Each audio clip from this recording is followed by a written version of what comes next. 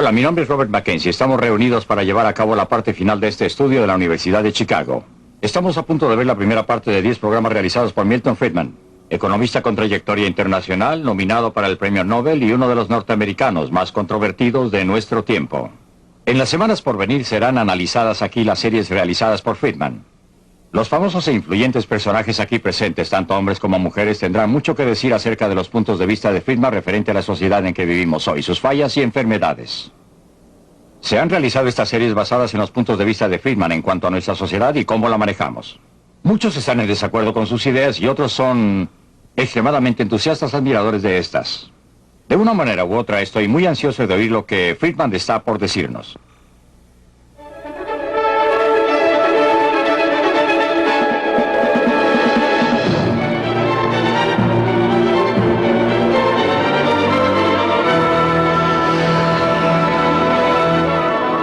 Libre para elegir. Desde el punto de vista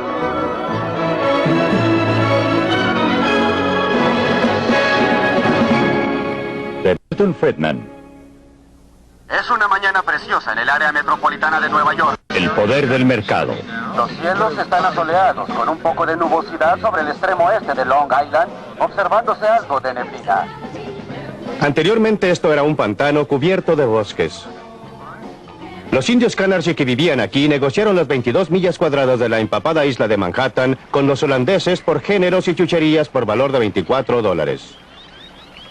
Los recién llegados fundaron una ciudad, Nueva Ámsterdam, al borde de un continente vacío. En los años siguientes se convirtió en un imán para millones de personas de a través del Atlántico. Gente que era impulsada por el miedo y la pobreza, que era atraída por la promesa de libertad y abundancia. Se dispersaron a través del continente y edificaron una nueva nación con su sudor, su esfuerzo y su visión de un futuro mejor. Por primera vez en sus vidas muchos eran verdaderamente libres para dedicarse a sus propios objetivos y esa libertad dio origen a las energías humanas que crearon los Estados Unidos. Para los inmigrantes que fueron saludados por esta estatua, América era verdaderamente una tierra de oportunidades.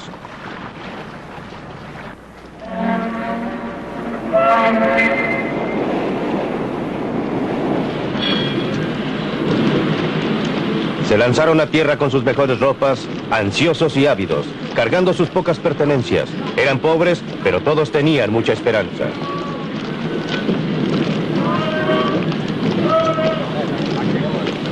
Cuando llegaron encontraron, según ocurrió a mis padres, no una vida fácil, sino una vida muy dura. Pero muchos tenían amigos y parientes para ayudarles a comenzar, para ayudarles a formar un hogar, obtener un trabajo y establecerse en el nuevo país.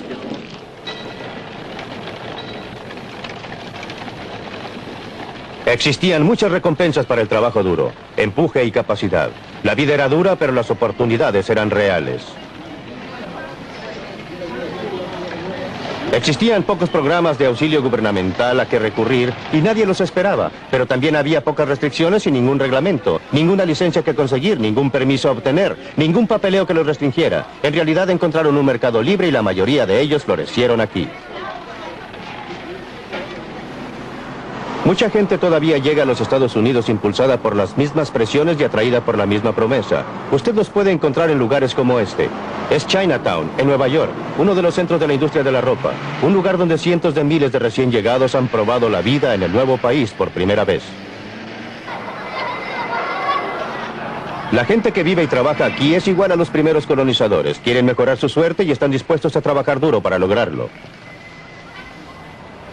Aunque no he estado a menudo en fábricas similares a esta, la conozco muy bien, porque esta es exactamente la misma clase de fábrica donde mi madre trabajó cuando llegó por primera vez a este país, a la edad de 14 años, hace casi 90. Y si no hubieran existido fábricas como esta en ese momento en que ella pudo comenzar a trabajar y ganar un poco de dinero, no habría podido venir, y en caso que yo existiera, sería un ruso o un húngaro en vez de un americano. Por supuesto que ella no se quedó aquí por mucho tiempo, se quedó hasta que aprendió el idioma. Mientras desarrollaba algún sentimiento por el país y gradualmente pudo crearse a sí misma una vida mejor. Similarmente, la gente que está ahora son igual que mi madre, inmigrantes de un país distante. Vinieron aquí porque les gusta más y tienen mayores oportunidades. Un lugar como este da la oportunidad de empezar. No se van a quedar aquí por mucho tiempo ni para siempre. Al contrario, ellos y sus hijos se crearán una vida mejor a medida que aprovechen las oportunidades que les proporciona un mercado libre. La ironía es que este lugar viola muchos de los estándares que actualmente consideramos como el derecho de cada trabajador. Está mal ventilado, está atestado de gente y los trabajadores aceptan una tarifa inferior a la sindical. Viola cada regla del libro. Pero si fuera cerrado, ¿quién se beneficiaría? Ciertamente no la gente aquí. Su vida parece bastante dura comparada con la nuestra. Pero esto solamente porque nuestros padres o abuelos pasaron por esa etapa por nosotros. Nosotros podemos comenzar en un punto superior.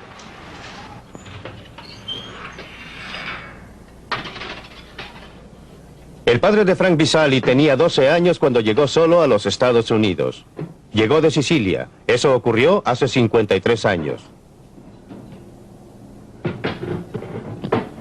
Frank es un dentista exitoso con esposa y familia. Viven en Lexington, Massachusetts.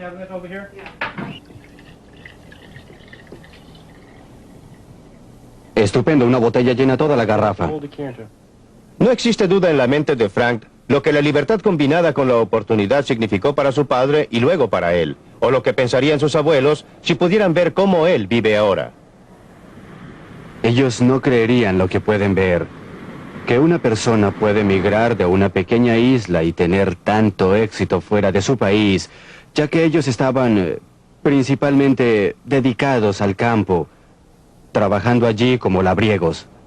Mi padre vino acá, logró algún éxito y luego trató de construir una estructura familiar. Todo lo que él hizo fue para su familia, fue para una mejor vida para su familia. Y siempre puedo recordar que me decía lo que usted sabe. Lo principal en la vida es obtener una educación, llegar a ser un profesional. Joanny, por favor, no comas eso con las manos. La familia Visali, como todos nosotros que actualmente vivimos en los Estados Unidos, debe mucho al clima de libertad que heredamos de los fundadores de nuestro país. Un clima que concedió amplios límites a los pobres de otros países que vinieron aquí y fueron capaces de crear vidas mejores para ellos y sus niños. ¿Ustedes, niñas, van a querer esto? ¿Tú, Chris? Yo sé que no quieres la crema batida.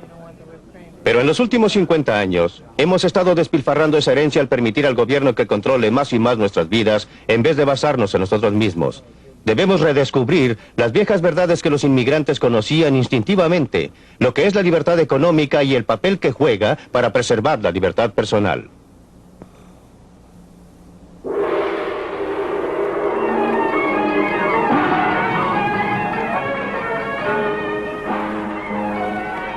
Por eso vine aquí, al Mar del Sur de la China. Es un lugar donde existe un experimento casi de laboratorio respecto a lo que ocurre cuando el gobierno se limita a sus propias funciones y da libertad a la gente para que trate de obtener sus propios objetivos. Si usted quiere ver cómo el mercado libre realmente trabaja, debe venir a este lugar.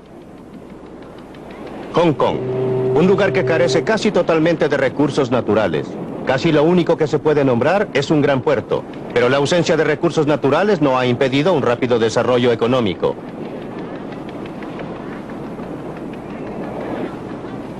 Barcos de todas las naciones vienen aquí a comerciar porque no existen derechos ni aranceles sobre las importaciones o sobre las exportaciones. El poder del mercado libre ha permitido al trabajador pueblo de Hong Kong transformar lo que una vez fue roca estéril en uno de los lugares más florecientes y exitosos de Asia. Aparte de su puerto, el único otro recurso importante de Hong Kong es la gente. Más de 4,5 millones de habitantes. Igual que América hace un siglo, Hong Kong en los últimos decenios ha sido un asilo para gente que buscaba la libertad para aprovechar sus capacidades al máximo. Muchos de ellos son refugiados de países que no permiten la libertad económica y política que se da por sentada en Hong Kong. A pesar de un rápido crecimiento de la población, a pesar de la falta de recursos naturales, el estándar de vida es uno de los más altos en toda el Asia.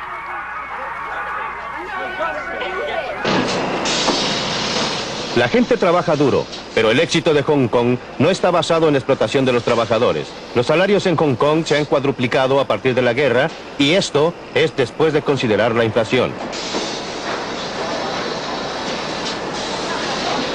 Los trabajadores son libres, libres de trabajar las horas que deseen, libres de cambiarse a otros trabajos si lo desean. El mercado les da esa elección. También determinan lo que fabriquen. Uno puede estar seguro que alguien, en algún lugar, está dispuesto a pagar por esos juguetes baratos de plástico, o de otra forma simplemente no se fabricarían.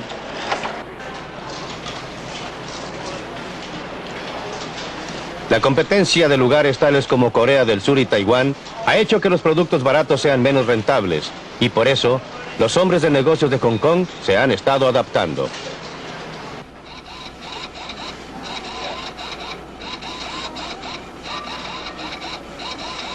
Han estado desarrollando productos más sofisticados y nueva tecnología que sea similar a cualquiera del oeste o del este, y sus empleados han estado desarrollando nuevas habilidades.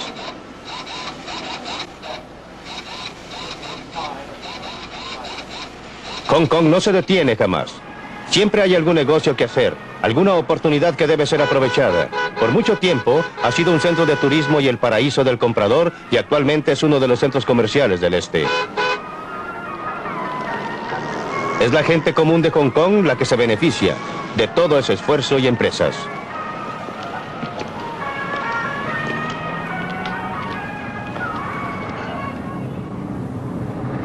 Esta ciudad próspera, bullente, dinámica, ha sido posible por el mercado libre.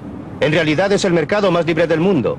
El mercado libre permite a las personas ingresar a cualquier industria que quieran o comerciar con quien quieran, a comprar en el mercado más barato del mundo o a vender en el mercado más caro del mundo.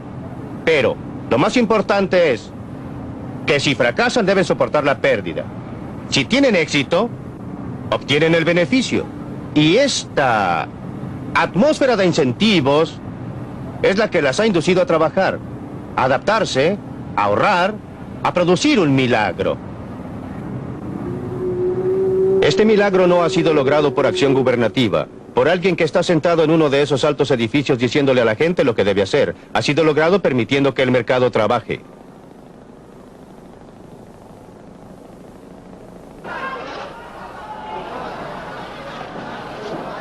Camine por cualquier calle de Hong Kong y verá las fuerzas impersonales del mercado en operación. El señor Chong fabrica contenedores de metal. Nadie se lo ha ordenado. Lo hace porque ha descubierto que le va mejor en esa forma que haciendo cualquier otra cosa. Pero si la demanda por los contenedores de metal disminuye, o si alguien descubre una forma más barata de hacerlos, el señor Chang pronto recibirá el mensaje. Unas pocas puertas más allá, la firma del señor Yu ha estado haciendo trajes de novia tradicionales de Cantón durante 40 años. Pero la demanda por estos trajes complicados está disminuyendo. La firma ya lo sabe y está buscando otro producto. El mercado dice a los productores no solo lo que deben producir, sino en la forma en que deben producirlo, a través de una gama de precios, el costo de materiales, los salarios de los obreros, etcétera, etcétera. Por ejemplo, si estos obreros pueden ganar más haciendo otra cosa, el señor Ho rápidamente encontraría la forma de mecanizar su producto de marcos para cuadros. Dentro de esta tienda china de medicinas se está desarrollando una transacción del mercado. La confianza del cliente en que esta prueba que parece dolorosa le ayudará no se basa en ningún certificado oficial de la capacidad del osteólogo. Viene de la experiencia propia o de sus amigos. A su vez, el médico lo trata no porque le haya sido ordenado, sino porque será pagado. La transacción es voluntaria, y así ambas partes deben esperar beneficiarse o de otra forma no tendría lugar.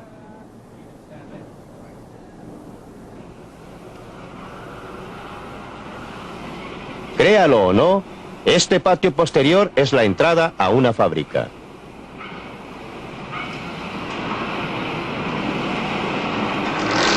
Los obreros que aparecen aquí están entre algunos de los mejores pagados de Hong Kong. Hace calor, está húmedo y hay mucho ruido. Los obreros son altamente capacitados y por eso perciben salarios altos. Podrían convencer a su empleador que mejore las condiciones laborales ofreciendo trabajar por menos. pero prefieren aceptarlas, obtener los sueldos altos y gastarlos a su gusto. Esa es su elección. La mejor declaración conocida de los principios de un mercado libre, la clase de mercado libre que opera en Hong Kong, fue escrita al otro lado del mundo.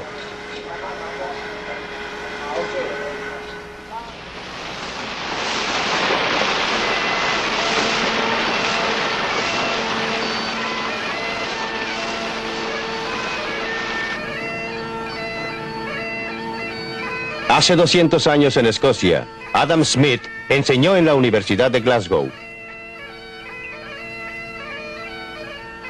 Su brillante libro La riqueza de las naciones se basó en las conferencias que allí dictó. Los principios básicos del mercado libre, según Adam Smith, los enseñó a sus alumnos en esta universidad. En realidad, son muy simples.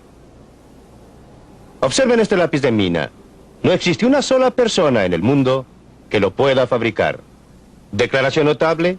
En absoluto. La madera de que está fabricado, según creo, proviene de un árbol que fue cortado en Washington. Para cortar ese árbol se necesita una sierra. Para fabricar la sierra se necesitó acero. Para obtener el acero se necesitó mineral de hierro. Este centro negro lo llamamos mina, pero en realidad es grafito. Grafito comprimido. No estoy muy seguro de dónde viene, pero creo que de algunas minas de Sudamérica. Este extremo rojo, el borrador, es de goma. Probablemente proviene de Malasia, de donde el árbol del caucho ni siquiera es originario. Fue importado de Sudamérica por algunos hombres de negocios con ayuda del gobierno británico. El casquillo de bronce, no tengo la menor idea de dónde proviene. Ni la pintura amarilla, ni la pintura que delineó las líneas negras, ni el pegamento que lo mantiene unido. Literalmente, miles de personas cooperaron para fabricar este lápiz. Gente que no habla el mismo idioma, que practica religiones diferentes, que podría odiarse si se conociera. Cuando usted va a la tienda y compra este lápiz, en realidad está intercambiando unos pocos minutos de su tiempo por unos pocos segundos del tiempo de todas esas miles de personas.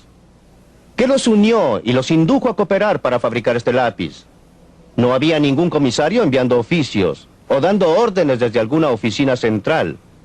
Fue la magia del sistema de precios, la operación impersonal de los precios, que los juntó y logró que cooperaran para fabricar este lápiz, de modo que usted lo pueda obtener por una suma insignificante. Es por esto que la operación del mercado libre es tan esencial, no solo para promover la eficiencia del producto, sino aún más, para fomentar la armonía y la paz entre los pueblos del mundo. Esta gente está viajando entre dos sociedades muy diferentes. Este es Lo U, el punto fronterizo oficial entre China y Hong Kong. Existe una cantidad considerable de tráfico en esta frontera. La gente la atraviesa con un poco de más libertad que anteriormente. Mucha gente de Hong Kong comercia en la China y el mercado ha ayudado a unir a los dos países más estrechamente. Pero las barreras entre ellos son aún muy reales. A este lado de la frontera, la gente es libre no solo en el mercado, sino con respecto a toda su vida. Tienen libertad para hacer lo que quieran, para escribir lo que quieran, para actuar según les agrade. Esto no sucede allá. Por eso la gente de la China que no puede obtener permiso de salida, llega a extremos peligrosos para escapar. Arriesgan sus vidas. Muchos pierden sus vidas, pero eso no impide que otros lo sigan. Algunos son atraídos por el estándar de vida material más alto de Hong Kong, pero aún más por el natural deseo humano de ser libres. La gente que obtiene permiso oficial para abandonar la China es muy afortunada. Podrán gozar de los beneficios de la libertad económica que encontrarán en Hong Kong. Pero lo que es más importante, eso les dará una libertad más amplia. La libertad humana y política nunca ha existido y no puede existir sin una gran medida de libertad económica. Aquellos de entre nosotros que hemos tenido la suerte de haber nacido en una sociedad libre, tendemos a tomar la libertad, a considerarla como el estado natural de la humanidad. No lo es. Es una cosa singular y preciosa. La mayoría de la gente a través de la historia, la mayoría de la gente actualmente, ha vivido bajo condiciones de tiranía y miseria, no de libertad y prosperidad. La demostración más clara de lo mucho que la gente aprecia la libertad es la forma en que votan con sus pies, cuando no tienen otra forma de votar.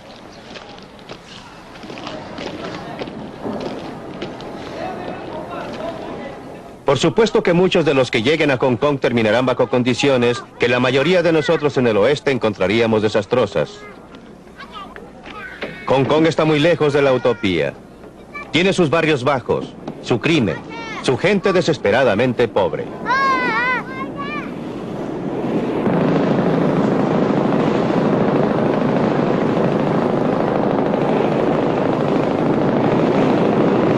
Pero la gente es libre. Después de todo, ese es el motivo por el cual muchos han venido aquí, a pesar de tener que vivir en barcos vivienda que se filtran en uno de los numerosos pequeños puertos de Hong Kong. Aquí tienen libertad y oportunidad de progresar, de mejorar su suerte, y muchos lo logran.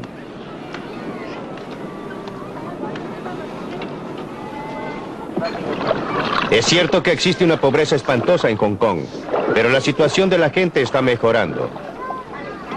Están mucho mejor ahora que cuando recién llegaron atravesando la frontera con la China. Y esa pobreza, tan tremenda para nosotros porque estamos acostumbrados a estándares de vida mucho más altos, no es pobreza en opinión de la mayoría de los pueblos del mundo. Es una pobreza a la cual aspiran, un estado de cosas que desearían lograr.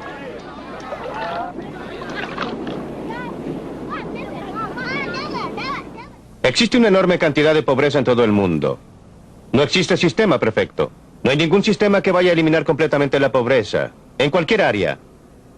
La cuestión es, ¿qué sistema presenta mayores oportunidades?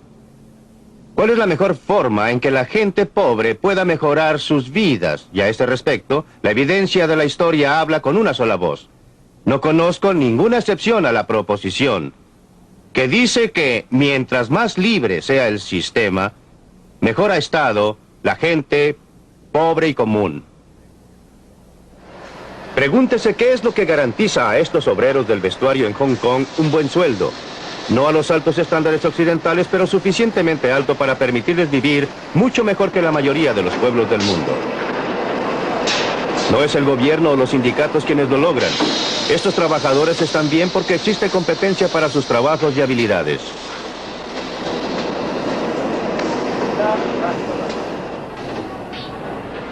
Cuando un hombre de negocios tiene problemas, un mercado amenaza con desaparecer o se presenta un nuevo competidor, y hay dos cosas que se pueden hacer.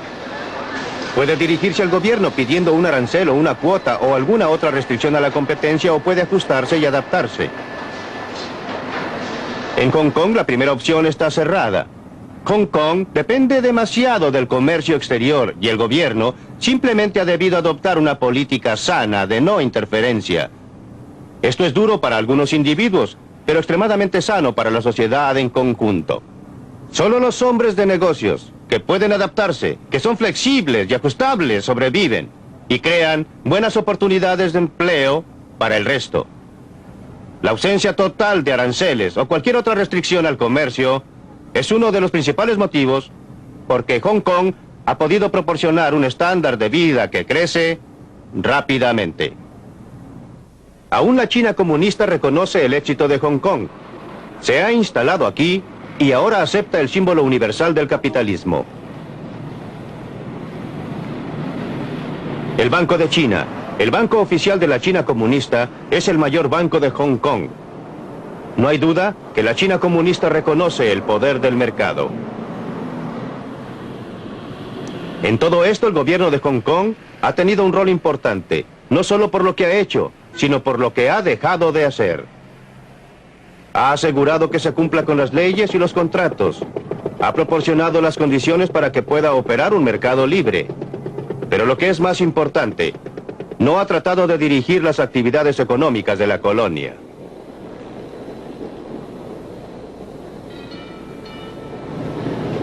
Ningún funcionario gubernamental está diciendo a esta gente lo que debe hacer. Son libres de comprar a quien quieran, a vender a quien quieran, trabajar para quien quieran. A veces parece el caos y así es. Pero por debajo está altamente organizado por las fuerzas impersonales de un mercado libre. ¡Hay muy buenos huevos frescos! Pollo con sus patas. ¿Usted sabe de dónde provienen estos huevos? Directamente del pollo. No me haga preguntas y no le diré mentiras. Las fuerzas impersonales de una plaza libre operando aquí en los Estados Unidos. La clave son los precios. Los precios que la gente está dispuesta a pagar por los productos determinan lo que se producirá. Los precios que deben pagar por las materias primas, por los salarios de los obreros, etcétera, determinan la forma más barata de producir las cosas. Entre otras, estos mismos precios, los salarios de los obreros, el interés sobre el capital, etcétera, determinan cuánto cada persona gasta en el mercado. Es tentador tratar de separar esta función final de los precios de las otras dos. Pensar que en una forma u otra se pueden usar los precios para transmitir la información respecto a lo que debe ser producido y cómo debe ser producido, sin usar estos precios para determinar lo que obtiene cada persona. En realidad, la actividad del gobierno durante los últimos decenios ha estado dedicada casi exclusivamente a esto. Si lo que la gente obtiene no va a ser determinada por lo que produce, y cómo lo produce, y con cuánto éxito trabaja, ¿qué incentivo existe para que actúen de acuerdo con la información que es transmitida? Existe una sola alternativa, la fuerza. Algunas personas que digan a otras lo que deben hacer. Vengan aquí. ¿Qué va a llevar? Dígame, Tenemos ¿qué va a llevar? perejil a 30 centavos. Aproxímense. Aquí Aproxímense a comprar. Llévelo aquí. Esto está más fresco. Llévelo. Está más fresco. ¡Dos brócolis por $1.50! ¿Cuánto le voy a dar? Por Dios, mire lo que tengo. Tomates verdaderamente buenos, muy ricos. Venga y pruebe uno. ¿Qué le voy a hacer? Uno de estos tomates, no se arrepentirá. Usted come gratis aquí. Vamos, coma. No le cobramos. Almuerce gratis. Pruebe estos ricos tomates. Pruébelos. Pruebe Ya estos sé tomates, lo que voy a señor. hacer.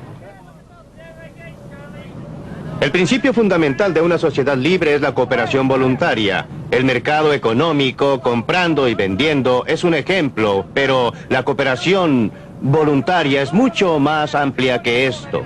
He aquí un ejemplo que a primera vista parece lo más lejano posible: el idioma que hablamos. Las palabras que usamos, la estructura compleja de nuestra gramática, ninguna oficina gubernamental la diseñó. Se originó en la interacción voluntaria de gente que quería comunicarse entre sí. O considere algunas de las grandes conquistas científicas de nuestra era, como los descubrimientos de un Einstein o Newton, los inventos de Thomas Alva Edison o Alexander Graham Bell, o considere aún las grandes actividades caritativas de Florence Nightingale o Andrew Carnegie. Esto no fue efectuado cumpliendo con las órdenes del gobierno. Fueron hechos por individuos que estaban interesados en lo que hacían, desarrollaban sus propios intereses y cooperaban entre sí. Esta clase de cooperación voluntaria está tan asentada en la estructura de nuestra sociedad que tenemos que considerarla natural. Pero el total de nuestra civilización occidental es la consecuencia involuntaria de esta clase de cooperación voluntaria, de gente que coopera entre sí para desarrollar sus propios intereses, pero que al hacerlo edificó una gran sociedad.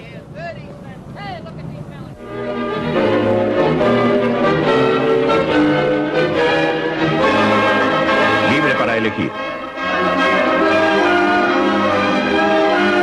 En la Biblioteca Hunter de la Universidad de Chicago están nuestros invitados que esperan la oportunidad de mostrarnos sus puntos de vista. Empecemos. Me pareció que estaba diciendo que la edad dorada de América, cuando realmente era una tierra de oportunidades, fue a fines del siglo XIX a comienzos del siglo XX, cuando no existían reglamentos, permisos o papeleo. Yo alegaría que el gobierno tuvo un rol decisivo en una enorme concesión a los ferrocarriles para crear una economía capitalista norteamericana. En segundo lugar, en esa edad dorada descubrirá que el gobierno intervenía constantemente en una forma muy característica, usaba tropas contra los huelguistas. La historia laboral norteamericana ha sido la lucha de clases más violenta y sangrienta del mundo. Y hasta 1932, el gobierno, las leyes, los tribunales, la sociedad, siempre estaban de parte de los negocios contra los trabajadores. Por consiguiente, alegaría que tanto económicamente y en términos de reprimir los intentos de la gente para hacer valer sus derechos, nuestro gobierno antes del aparecimiento del Estado previsor en este país más o menos pertenecía a los negocios. Milton Friedman. Michael Harrington está viendo el agujero en la puerta del granero y no está mirando a dicha puerta. Resulta que durante todo ese periodo el gobierno en realidad intervenía de tiempo en tiempo y generalmente para hacer daño. Estoy de acuerdo con él que la intervención del gobierno principalmente no era buena en los aranceles, por ejemplo. Por otra parte, durante todo ese periodo los gastos gubernamentales, los gastos federales, los gastos del gobierno central nunca fueron superiores al 3% de la renta nacional. Eran triviales. Las concesiones de tierra a los ferrocarriles fueron un factor de menor importancia y yo no los apruebo. No estoy diciendo que fueran buenos, pero eran un factor muy insignificante. Hay que tener un sentido de las proporciones y esto se refiere a toda la discusión. No soy un anarquista. No propicio la eliminación del gobierno. Creo que necesitamos un gobierno, pero un gobierno que establezca un marco y reglas bajo las cuales los individuos, trabajando en pos de sus propios objetivos, puedan trabajar juntos y cooperar entre sí, y trabajen y cooperen, pero no solo en lo económico. Quiero llevarlo a esa teoría de que estábamos mejor, menos regulados a fines del siglo XIX y comienzos del XX porque, recuerde, la analogía del taller donde se imponía un trabajo excesivo proviene de allí cuando no existía ningún intento de restringir las horas de trabajo o regular las condiciones laborales. Pues bien, ¿acepta usted esta visión de ese periodo? Creo que es necesario contrastar lo que ha ocurrido en el intertanto. No veo cómo podamos hablar de eso sin compararlo con el periodo de interinato. Usted habló respecto al hecho de que durante los últimos 50 años hemos dilapidado parte de nuestra herencia de libertad. Y creo que durante los últimos 50 años hemos conseguido una mayor libertad. Casi durante la mitad de ese tiempo trabajé para una de las compañías industriales mayores del mundo, la DuPont Company. Así pude involucrarme en el lanzamiento de nuevas empresas y llegué a conocer bien al sistema de libre empresa, al cual respeto mucho. Pero durante ese periodo, y especialmente durante los últimos años en que he estado más involucrado con el gobierno y asuntos ambientales, me he convencido de que nuestra libertad mejoró cuando se permitió que la gente pudiera actuar libremente en el mercado. Libertad para votar con sus dólares en el mercado, libertad para votar con sus boletas en el lugar de la votación, y libertad para imponer algunas restricciones a los excesos del mercado, especialmente cuando uno está preocupado de cosas tales como el impacto a largo plazo sobre nuestra salud de la contaminación de nuestro medio ambiente, la introducción de materiales carcinógenos o la radiación de nuestra gente con productos nucleares. ¿Qué hay respecto a poner restricciones a los excesos del gobierno? ¿No se ha convertido eso en un problema cada vez más serio? ¿Cómo puede ser que un gobierno del pueblo supuestamente haga cosas que una fracción muy grande de la población en realidad prefiere que no se hagan, tales como cobrarles impuestos excesivos, regirlos demasiado y sobreregularlos? Creo que nuevamente usted está mirando a un lado y no al otro, aunque estoy de acuerdo en ver lo que sucedió en el intertanto. ¿Estamos mejor que hace 50 años? Jamás lo negaría. Pero estamos parados sobre los hombros de la gente que vivió antes de nosotros y debemos observar lo mucho que lograron desde su punto de partida. Ese fue el periodo en que tuvimos el tremendo influjo de inmigrantes del exterior. Millones y millones y millones de ellos. Cuando abrimos un nuevo continente, cuando teníamos logros. Milton, usted dice sin embargo que existe algún sentido en que preferiría volver a esas circunstancias donde no existía ninguna regulación del trabajo de la fábrica, ningún horario, ninguna limitación de horas trabajadas. ¿Quiere volver a eso o dice que era un escalón de donde estamos ahora? Depende de lo que usted entienda por circunstancias. No quiero tener que volver a usar un coche de caballos en vez de un automóvil. Pero prefiero volver a las clases de reglamentos gubernamentales o a la ausencia de reglamentos. El mayor grado de libertad que se concedía a los individuos para desarrollar una u otra actividad que existía entonces en vez de lo que existe ahora. Creo que en realidad nuestros jefes industriales han sido arrastrados hacia el futuro gritando. Resistieron las leyes sobre el trabajo infantil, resistieron la previsión social, los sindicatos y ahora el movimiento ambiental. Una vez que el gobierno los forzó a prestarle atención por la votación de la gente en la cabina o lugar de votación, entonces los jefes industriales, los jefes comerciales prestaron atención a estas reglas y en la mayoría de los casos las han cumplido muy bien. Perdóneme. Bob Galvin, díganos, ¿es justa esa declaración? Quizás los industriales tienen una visión más clara de la historia y sus expectativas. El bien más precioso que poseemos es la libertad. La manera más fácil de perder la libertad es caer bajo administración judicial. Y quiero decir administración económica, porque un síndico es un dictador. Y hasta el punto que usamos los costos y gravámenes del gobierno que nos llevan en la dirección de nuevas deudas, administración judicial final y luego las consecuencias políticas de la imposición del dictador político sobre la economía y el trabajo y los derechos de la vida del individuo. Quizás los industriales pueden ver más lejos respecto a las consecuencias de todo esto. Harrington, creo dos cosas. Una, considerar la libertad positivamente. Creo que la gente mayor de 65 años en los Estados Unidos son más libres hoy día debido al servicio de asistencia médico-social. Y no creo que la libertad para morirse por falta de medicina era algo muy bueno. En segundo lugar, con relación a los industriales, creo que una de las cosas más sorprendentes de la historia norteamericana es que cuando Franklin Roosevelt estaba salvando al sistema de sí mismo, los beneficiarios principales lo insultaban por ser un traidor a su clase. En realidad fue la salvación de esa clase. Y creo por consiguiente que si ustedes observan nuestra historia encontrarán una tremenda miopía de parte de los industriales y descubrirán que los aumentos positivos en nuestra libertad, lo que es bastante interesante, no han venido de nuestros graduados de las universidades, sino a menudo de la gente, no de la mejor gente. Han venido de los trabajadores, han venido de gente pobre, de los negros, hispanos y similares. Milton, quiere usted replicar, pero ¿por qué nos llevó a Hong Kong a probar algo? Por supuesto, aunque no estoy acostumbrado a estar de acuerdo con Michael Harrington, estoy de acuerdo en parte con lo que acaba de decir. No creo que sea correcto plantear la situación en términos de industria versus gobierno. Por el contrario, uno de los motivos por que estoy a favor de menos gobierno es porque cuando hay más, los industriales se hacen cargo de él, y los dos juntos forman una coalición contra el trabajador común y el consumidor común. Creo que el comercio es una institución maravillosa siempre que tenga que enfrentarse a competencia en el mercado y no pueda salirse con la suya excepto al producir un mejor producto a un costo menor. Por eso no quiero que el gobierno intervenga y ayude a la comunidad de negocios. Ahora quiero considerar su pregunta respecto a atención médica.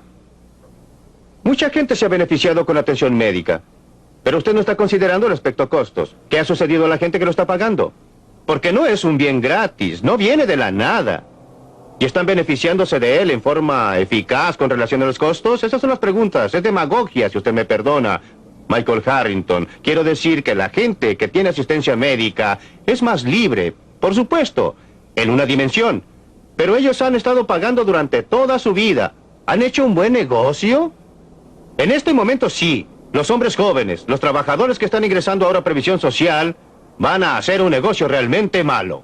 Milton, lo interesante es que la gente mayor de 65 años está pagando más de su renta gastable en cuidado médico que antes de la promulgación del sistema de asistencia médica social. El gobierno no hace bien las cosas. No hace bien las cosas, sí. No ha hecho bien las cosas en Gran Bretaña, en Canadá o en los Estados Unidos. Pues bien, Milton, usted nos llevó a Hong Kong exactamente respecto a ese punto. Usted dijo que era un verdadero modelo de operación del mercado. Sí. ¿Es esa realmente una descripción ecuánime de Hong Kong? En este momento sí. No es... Nuevamente no existen cosas que sean 100% en un sentido y 100% en el otro. Todo está mezclado. Hong Kong tiene un gobierno y sucede que es un gobierno. En este caso no existe democracia en Hong Kong. Es dirigida desde Gran Bretaña, es una colonia de la corona británica y el gobernador general inglés, etcétera, y el ministro de finanzas la rigen. Pero la situación en Hong Kong es que existe muy poca regulación de la industria de parte del gobierno. Existe un comercio libre total. No existen aranceles, no existen subsidios de exportación, no existen restricciones para la compra y venta de monedas. De modo que es lo más cercano a un mercado totalmente libre que se puede encontrar actualmente en el mundo, y no existe duda que los principales beneficiarios han sido las personas con bajas rentas, la gente pobre que llega a Hong Kong en cientos de miles y de millones de la China roja y siguen tratando de llegar ahí. Eso se refiere a la pregunta de Michael Harrington respecto de si un sistema industrial, un sistema libre de empresas, es un sistema que los pobres sufren bajo los talones de los industriales rapaces, que es lo que le preocupa. Entonces, ¿cómo explica el éxito en Hong Kong? El punto en que la gente continúa votando con sus pies para ir allá. No nos está pidiendo que convirtamos a los Estados Unidos en un Hong Kong gigante, o sea, un taller donde se trabajan horas excesivas. Usted reconocerá que existe el desarrollo histórico de una economía y que lo que puede ser correcto para una etapa en el desarrollo de una economía puede no serlo para otra. ¿No es el asunto a donde vamos desde aquí? ¿Qué decisión pragmática debemos adoptar respecto a la dirección de la economía norteamericana? ¿Debe ser hacia más y más gobierno o debe ser mantener un balance adecuado entre la libertad de elección y la intervención gubernamental? Nuevamente el problema es distinguir dos cosas. Esto nos lleva a un comentario anterior que hicimos. Las circunstancias en términos de las disposiciones físicas y las circunstancias en términos de las reglas que guían a la sociedad. Ahora, en el caso de Hong Kong, por supuesto, no estoy pidiendo que aglomeremos a nuestra población en una densidad similar a la que tiene Hong Kong. Hong Kong es un ejemplo maravilloso justamente porque sus circunstancias físicas son terribles en ese lugar. A la gente de Hong Kong le encantaría irse a otro lugar con aglomeraciones menores y otra gente los dejara entrar. Este es el problema de la inmigración, que es una restricción muy importante sobre la libertad humana. En el periodo anterior a 1913, teníamos libertad de inmigración en un 100% en los Estados Unidos. No existe ahora, pero volvamos a su pregunta. ¿Usted cree que Hong Kong existiría si no estuviera contigua a la China comunista? Hong Kong existiría. Es muy dudoso que tendría las políticas que tiene ahora si no estuviera contigua a la China comunista. Pues bien, para contestar a su pregunta directamente, sí. Estoy a favor de que los Estados Unidos tengan, no las circunstancias físicas, pero las políticas que ha tenido Hong Kong de cero aranceles, comercio totalmente libre, ninguna restricción en las exportaciones, ninguna restricción en las transacciones monetarias. Un grado mucho mayor, un grado mucho menor de regulación gubernamental. Yo estoy de acuerdo con lo que Russell Peterson dijo antes, que existen efectos de terceros. Hay cosas tales como la contaminación. La cuestión es si las estamos manejando y no lo creo. Quiero que Bob participe en esto. Bob, respecto al comienzo de la agenda de Milton, ningún arancel, por ejemplo, ninguna restricción, ninguna cuota. Ahora bien, los negocios, los grandes negocios, ¿aceptarán esa clase de política? Creo que las grandes empresas y todas las empresas podrían aplicar esa clase de política si encontramos el factor apropiado de equilibrio. Pues en el resto del comercio mundial, cuando negociamos fuera de nuestras fronteras y a medida que otros llegan, debemos comerciar con instituciones socializadas. Esa es una clase de institución muy diferente a la institución privada. La institución privada obviamente puede operar más eficientemente si no se le impone un precio artificial de la institución socializada allende los mares. Por eso creo que debe existir no el proteccionismo, sino que debe haber una regla internacional básica que impida a la institución socializada subsidiar y aprovecharse de la institución privada. ¿Incluye usted a los 9 países del mercado común, sin embargo, como países socialistas, o está dispuesto a tener competencia de los 9 países del mercado común? Los 9 países del mercado común europeo se dedican a la más dramática de las instituciones socializadas. No estoy de acuerdo con él. Nos estamos dañando al restringir el comercio exterior. Otros países se están dañando a sí mismos y a nosotros por las medidas que usted describe. Pero solo los estamos dañando más si los imitamos. No creo, Dr. Friedman, que su madre obtendría un trabajo de costura hoy en América si no existiera ningún arancel. Lo que ocurriría es que no habría ningún trabajo de costura en América y haríamos computadoras. Pero existirían otra clase de trabajo si ella obtendría trabajo como una empleada a nivel bajo en una fabricación de computadoras. Sí, aunque usted enfrenta el problema que tanto un hombre de negocios muy importante y un diputado conservador muy importante no aceptan su receta de barrer con... Pero por supuesto, los dos enemigos mayores, yo diría, los enemigos mayores de la libre empresa y la libertad en el mundo, han sido por una parte los industriales y por la otra la mayoría de mis colegas académicos que terminan en el gobierno. Por razones opuestas, personas como Michael Harrington y mis colegas académicos quieren tener libertad. Quieren libertad de expresión, de escribir, para publicar e investigar, pero no quieren libertad para ninguno de estos terribles hombres de negocios. Pero los hombres de negocios son muy diferentes. Cada hombre de negocios quiere libertad para otra persona. Pero quiere privilegios especiales para sí mismo. Quiere un arancel del Congreso. Y el Congreso, bueno, la forma en que los diputados son elegidos es haciendo favores a los votantes. Y si en realidad usted eliminara totalmente los aranceles, si redujera los controles gubernamentales en este país a los que son actualmente, no creo que beneficiarían a nadie. Bueno, entonces... A un Barber Conable, por quien tengo muchísimo respeto, o Bob Galvin, a quien respeto, creo que al que beneficiaría sería a Michael Harrington. Bien, preguntemos lo que quiere y usará el pueblo americano, porque usted está diciendo en realidad que el diputado está dando al pueblo lo que éste quiere. Ahora bien, ¿no está diciendo usted que la gente no quiere esto o no comprende su ventaja? Estoy diciendo que mi función y propósito total es tratar de persuadir a la gente que haga que una cosa diferente sea políticamente exitosa. Estoy tratando de persuadir a la gente que deje muy claro que los diputados que continúen con estas políticas van a perder sus puestos. Y si lo hacemos, los diputados no estarán buscando su propio beneficio. Están en un mercado, existe un mercado político. Ellos tienen un producto que vender y tienen que gustarle a sus clientes. Y estoy usando justamente la clase de propaganda que Bob Galvin y otras compañías utilizan. El gobernador Peterson. ¿Cómo enfrentaría usted ese problema, doctor Friedman? Sí. La gente decidió que quería aire fresco. Lo necesitábamos. Y así construimos la industria del aire acondicionado. Cientos de miles de puestos, enormes ganancias, y casi todos nosotros tenemos actualmente hogares, autos y oficinas con aire acondicionado. Luego la gente decidió que quería aire limpio, pero no podía comprarlo en el mercado. Y entonces votaron en los lugares de votación. Obtuvieron que sus representantes elegidos fueran al Congreso y dijeran, vamos a tener aire limpio. Pues bien, de la noche a la mañana, se creó un nuevo mercado y el sistema de libre empresa respondió a eso. Y actualmente existe una gran industria ambiental que obtiene ganancias y proporciona empleos. Pero también sirve esta necesidad pública de tener la libertad de respirar aire limpio. Usted subestima burdamente el grado en que el mercado privado es capaz de hacerlo. No es accidente que el aire, antes de tener ninguna de esta legislación, el aire y el agua son más limpios hoy en día en los Estados Unidos que lo que fue hace 100 años. Usted sabe que el automóvil agregó una clase de contaminación, pero eliminó otra clase de contaminación peor.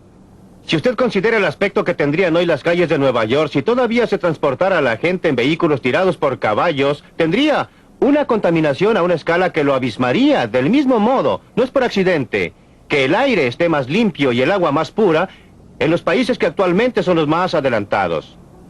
No es en Afganistán donde usted encontrará aire y agua sin contaminar.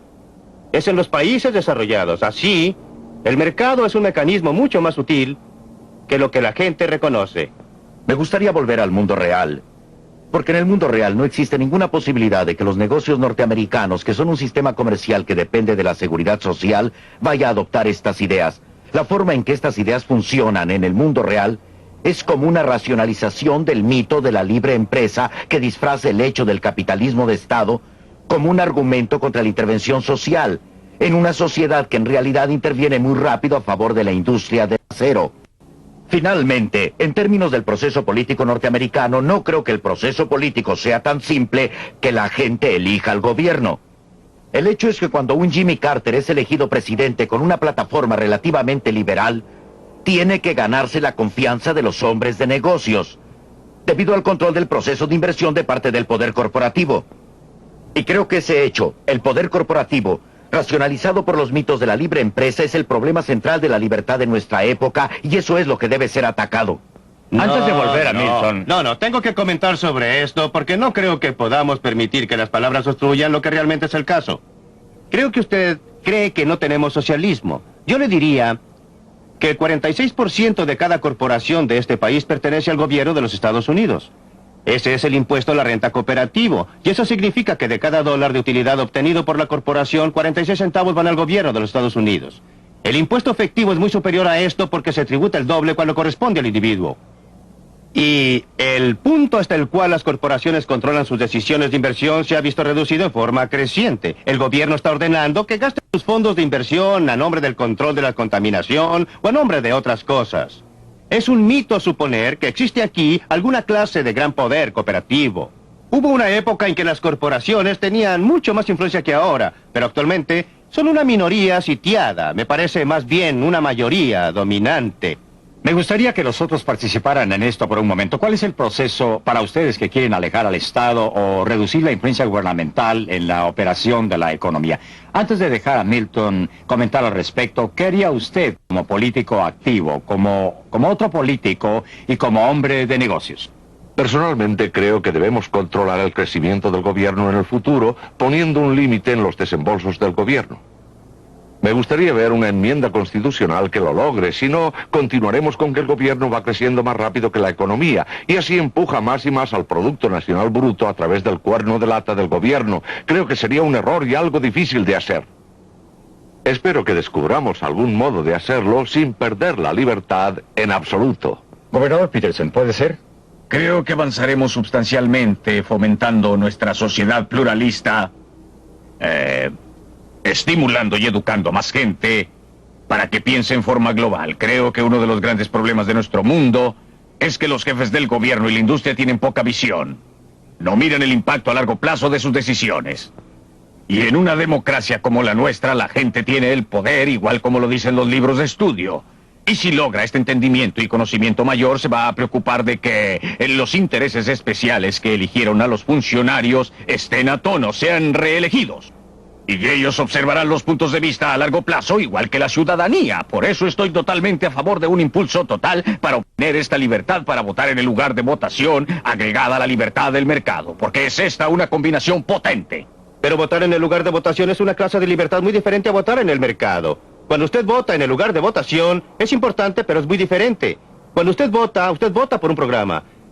Y si está en minoría, pierde. No obtiene lo que quiere. Cuando usted vota en el mercado, cada persona obtiene lo que quiere. Si usted vota, digamos, por...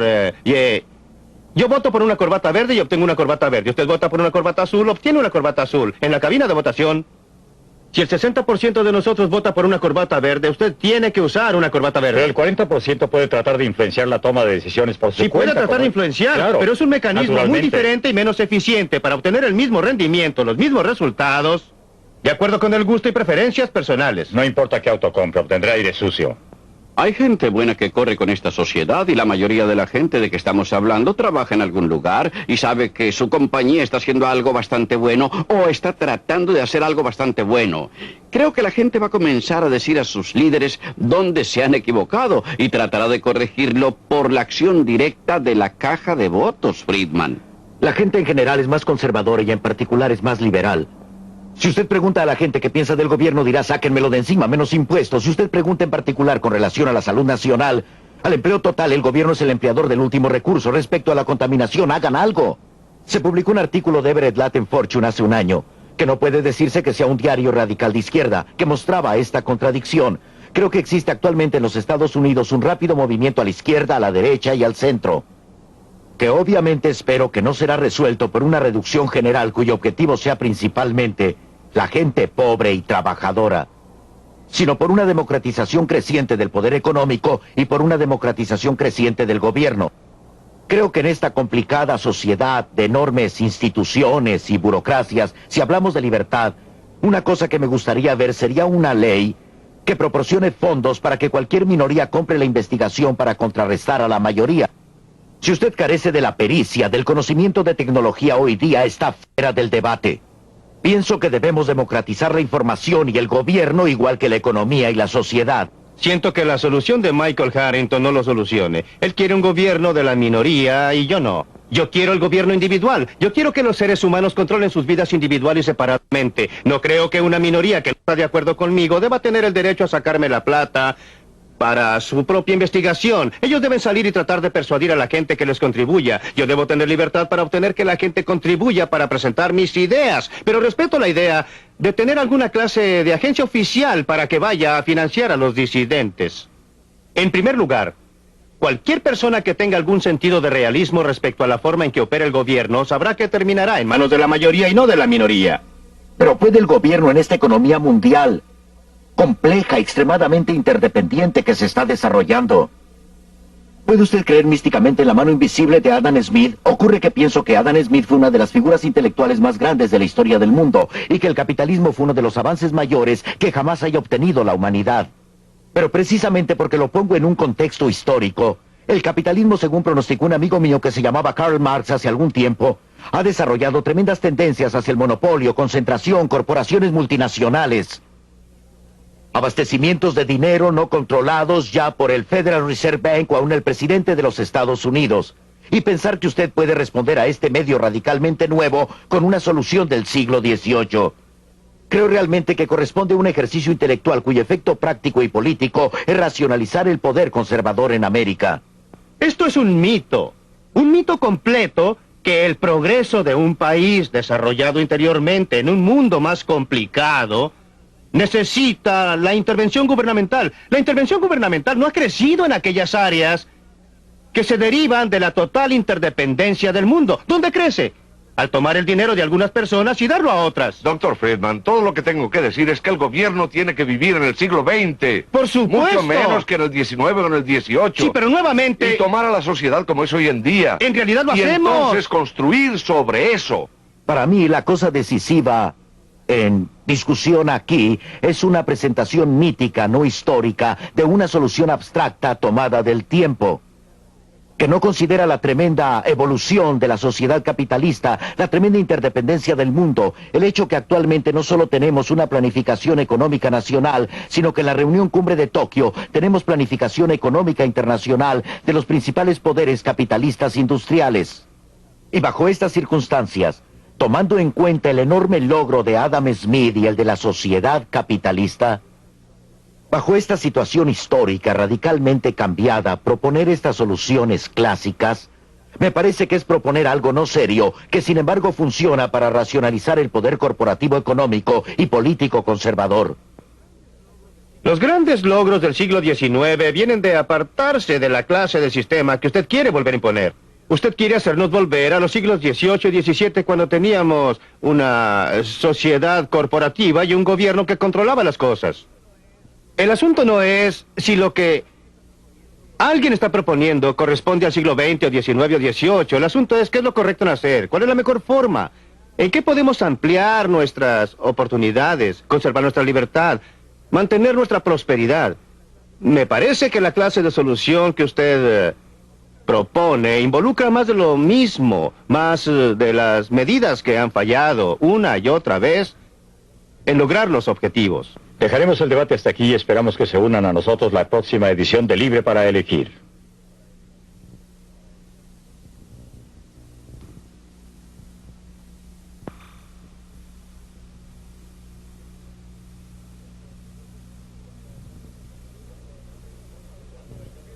Cuando el gobierno trata de controlar la economía, ¿qué es lo que no funciona? Milton Friedman observa estos problemas en compañía de gobernadores en ejercicio en Inglaterra, India y los Estados Unidos.